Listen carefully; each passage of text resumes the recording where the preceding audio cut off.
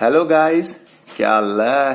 तो आज की वीडियो में हम करेंगे सिंपल इक्वेशंस चैप्टर की इंट्रोडक्शन, सिर्फ और सिर्फ ओलंपियाड के हिसाब से। ठीक है, जो ओलंपियाड में क्वेश्चन आएंगे उसके हिसाब से करेंगे। एनसीईआरटी हम एलिमिनेट कर रहे हैं, एनसीईआरटी का हम कुछ नहीं पढ़ेंगे आगे से।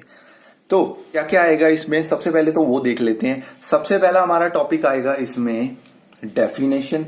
4 टॉपिक्स हैं टोटल। सबसे पहला है डेफिनेशन, दूसरा है स्टेटमेंट से इक्वेशन कैसे बनानी है, थर्ड है हमारा एक मिस्टेक जो ज्यादातर स्टूडेंट्स करते हैं लेकिन हमने नहीं करनी है, फोर्थ वन इज एक क्वेश्चन है आपके लिए। अगर आप इंट्रोडक्शन को पूरी देखते हो तो वो आप क्वेश्चन सॉल्व कर पाओगे।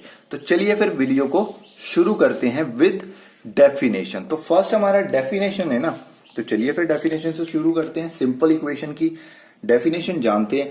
जहां पे भी आपको इक्वेशंस वर्ड आ जाए ना, दैट मीन्स उसमें इक्वलिटी का साइन होगा। इक्वेशन का मतलब ही यही होता है, मीन्स इक्वलिटी। इक्वलिटी है तो उसके राइट साइड में भी, लेफ्ट साइड में भी कुछ होगा और राइट साइड में भी कुछ होगा, तो दोनों साइड पे कुछ ना कुछ होगा। अब बात करते हैं सिंपल की। इसको बेसिकली बोला जाता है linear equation in one variable. One variable mean simple equation में क्या क्या आएगा, एक तो आएगा एक वेरिएबल, इसको बोला जाता है वेरिएबल। अब इसको वेरिएबल क्यों बोला जाता है, क्योंकि इसकी जो वैल्यू होगी वो वेरी करेगी, डिफरेंट होगी। ठीक है, हर बार सेम नहीं होगी, डिफरेंट आएगी अकॉर्डिंग टू इक्वेशन। तो इक्वेशन के हिसाब से इसकी वेरी जो वैल्यू है वो वेरी करती रहती है, इसीलिए इसको वेरिएबल बोला जाता है। उसके बाद ये तो आपको पता ही होगा, ये कांस्टेंट होता है, ये 3 है तो भाई 3 ही रहेगा।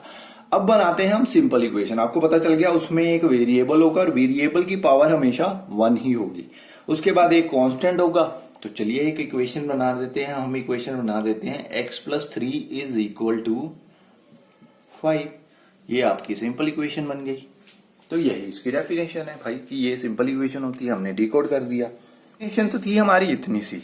अब हम चलते हैं हमारे सेकंड टॉपिक के ऊपर, जो है स्टेटमेंट्स टू इक्वेशन कैसे बनानी है। ये जो मैंने इक्वेशन लिखी थी लास्ट में x+3 इज इक्वल टू 5, उसको अगर स्टेटमेंट फॉर्म में दिया हो तो मैं कैसे लिखूंगा उसके बारे में बात करते हैं। स्क्रीन पे एक आपके स्टेटमेंट शो हो रही होगी, sum of 2/3 of a number and 11। ठीक है, sum of 2/3 of a number. अब नंबर हमेशा बोलेगा तो नंबर हमें गिवन नहीं होगा, नंबर ही हमें फाइंड करना होगा इसमें ज्यादातर। तो नंबर का क्या बोल रहा है, 2/3, तो हम कर देते हैं 2/3 ऑफ अ नंबर। ठीक है, sum of 2/3 of a number and 11। 2/3 of a number और 11 का जो सम है वो कितना है, इज 15, तो इक्वल टू 15। ये हमारी इक्वेशन बन गई। अब आप इसको सॉल्व करोगे, सॉल्व करके हमारा आंसर आ जाएगा। तो 2/3x हम इधर रख लेते हैं, 15 माइनस 11 आ गया हमारा 4। तो x को अब इधर रखते हैं, 4 आया था इधर और ये 3 ऊपर चला जाएगा, 2 नीचे आ जाएगा, ये कट जाएगा 2 पे और आंसर हमारा आ जाएगा 6। तो वो वाला नंबर कौन सा था, वो वाला नंबर था 6, जिसका हम 2/3 करें और उसमें 11 प्लस करते हैं तो वो 15 देगा, वो नंबर है 6। तो अब आप कहोगे बहुत आसान है ये तो यार, बहुत ज्यादा इजी चैप्टर है। लेकिन ये जो स्टेटमेंट थी ना, ये स्टेटमेंट जस्ट आपको एनसीईआरटी में देखने को मिलेगी, यहां पे देखने को ओलंपियाड में बिल्कुल भी नहीं मिलेगी। तो ओलंपियाड में कैसी हमें स्टेटमेंट देखने को मिलेंगी वो करते हैं हम। तो फर्स्ट इक्वेशन आपकी टीवी स्क्रीन पे मोबाइल स्क्रीन पे ये रही।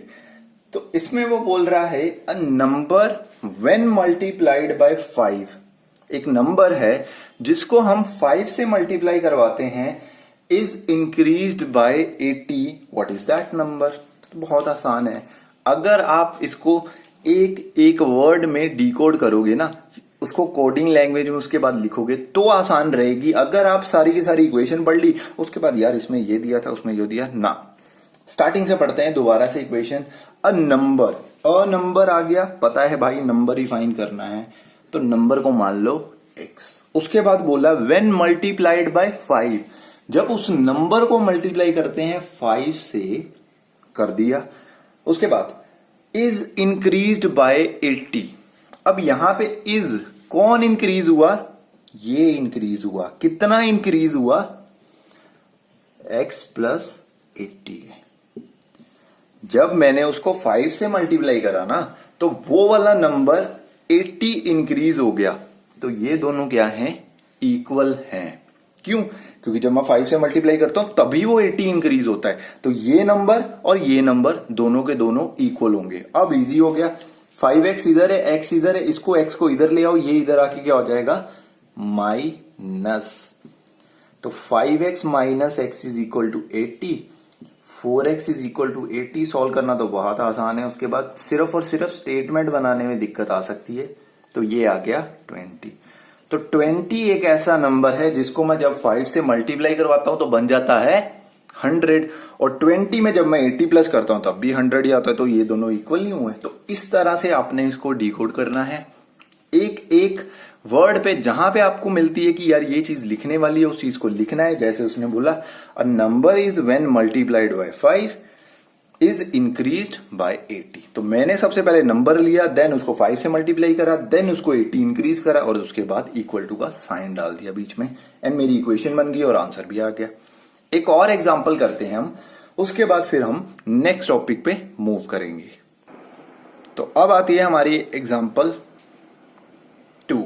ठीक है, एग्जाम्पल क्या है, आफ्टर 12 ईयर्स, यहां पे है, यहां पे, ठीक है, after 12 years Manish will B, 12 साल बाद मनीष विल बी, पहले पूरा पढ़ उसके बाद डिकोड करेंगे। ठीक है, चलो, after 12 years Manish will be 3 times as old as he was 4 years ago.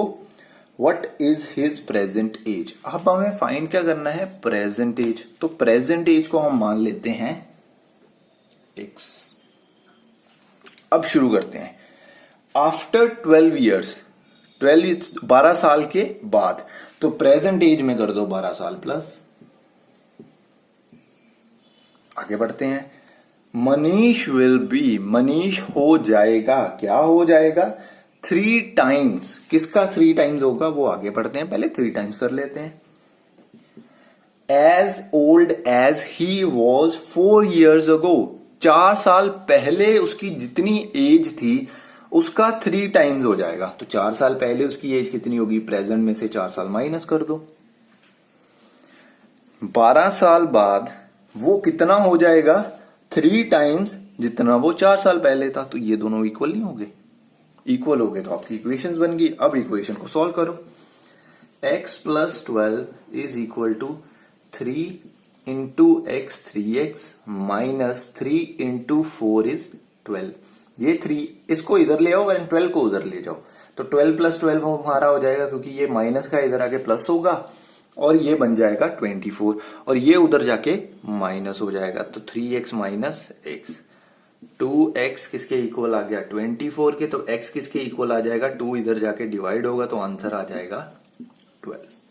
अगर आपको रीचेक करना है तो आप रीचेक भी कर सकते हो। देखो, उसने बोला 12 साल बाद वो कितना हो जाएगा, सॉरी 12 साल बाद 12 में ही प्लस करने पे, क्योंकि उसकी प्रेजेंट एज 12 आई है ना, 12 प्लस 12 कितना होता है, 24। कितना हो जाएगा वो, 3 गुना हो जाएगा 4 साल पहले। 4 साल पहले वो कितना होगा, 8 होगा, 8 years का होगा ना 4 साल पहले, उसका 3 times करो कितना आएगा, 24। इसीलिए ये 24 के हमने इक्वल लिया था। आई समझ? अगर समझ आ गई ना ये चीज, तो ये चैप्टर मक्खन की तरह जाएगा, आपको पता भी नहीं चलेगा, क्योंकि बहुत ही इजी चैप्टर है ये। अगर इक्वेशंस बनानी आती हैं, सॉल्व करने में तो कोई दिक्कत नहीं होगी ज्यादा, लेकिन इक्वेशन बनाने में थोड़ी बहुत दिक्कत हो सकती है, क्योंकि वो वर्ड प्ले कई बार कर जाता है, मीनिंग कुछ और बनाया होता है उसने, हमें कुछ और समझ में आता है, वहां पे आके गलती हो जाती है। अब हम चलते हैं हमारे लास्ट टॉपिक के ऊपर, उसके बाद तो क्वेश्चन ही है ना 4th वाला।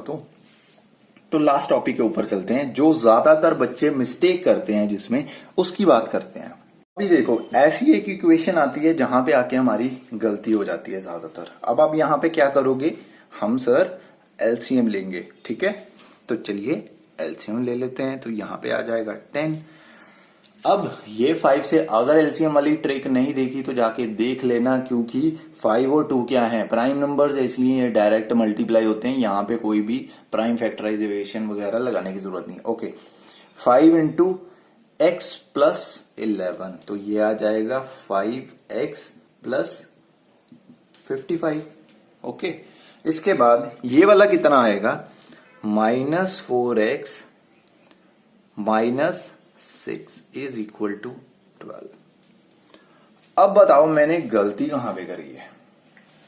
ठीक है, कहां पे गलती करी है मैंने, वो बता दो मुझे, अगर पता है तो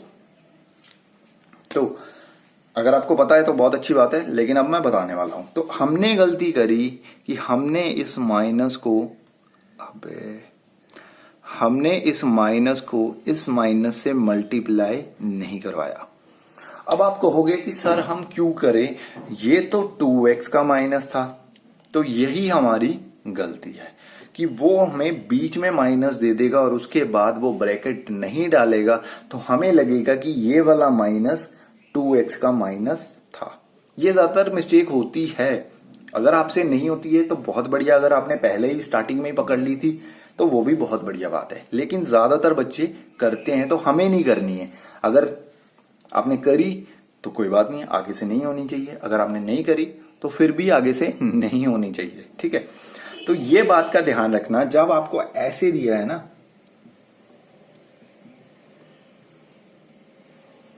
तो ये वाला जो माइनस है इसके आगे है ये पॉजिटिव है, क्योंकि हम पॉजिटिव साइन नहीं डालते हैं, इसी के कारण हमें यहां पे मिस्टेक के चांसेस हो जाते हैं और कोई प्रॉब्लम नहीं होती। तो ये माइनस प्लस माइनस हो जाएगा और ये भी माइनस प्लस माइनस हो जाएगा, दैट्स इट। ठीक है, उसके बाद आपका फिर आंसर आएगा। तो ये चीज का छोटी सी चीज है, लेकिन बहुत ज्यादा पंगा डालती है, क्योंकि एक भी साइन इधर उधर हुआ आंसर हमारा गलत। तो ये गलती हमने नहीं करनी है, जिन्होंने नई वीडियो देखी वो तो करेंगे। तो चलिए अब हम चलते हैं लास्ट जो आपका क्वेश्चन है।